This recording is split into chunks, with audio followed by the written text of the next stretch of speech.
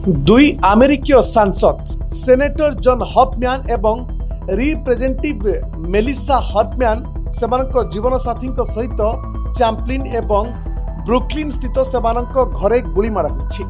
एथिरे हॉफमैन मृत्युवरण करथिबा बेले Hoffmann गुरुतर अछंती। Fox news report अनुसार संदिग्ध व्यक्ति जने पुलिस अधिकारी भाव परिचय दे आसिथिले।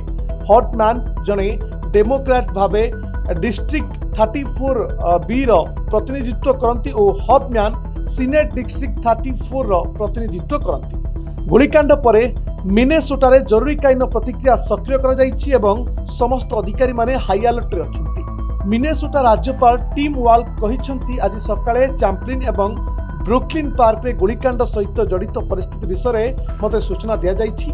परवर्ती पोस्ट रे वाल्क कहिसंती मु राज्य जॉइंट एजेंसी ऑपरेशन सेंटर को सक्रिय करिछि। आमे परिस्थिति पर कड़ा नजर रखुछु एवं शीघ्र अधिक शेयर करा जिवो बा सूचना दिया जिवो एवं जीए भी गोलीकांड करिथिबो कठोर दंड दिया जिवो बोली से प्रतिक्रिया रे कहिसंती। जा बड़ खबर दुई जन सांसद को गोलीमाड़ अमेरिकार दुई सांसद को गोलीमाड़ घटना सामना को आसुछि।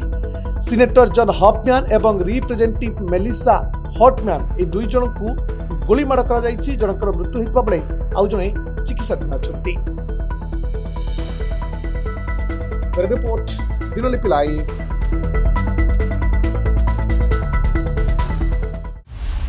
दिनलिपि लाइव को एबे ही लाइक शेयर सब्सक्राइब करंतु।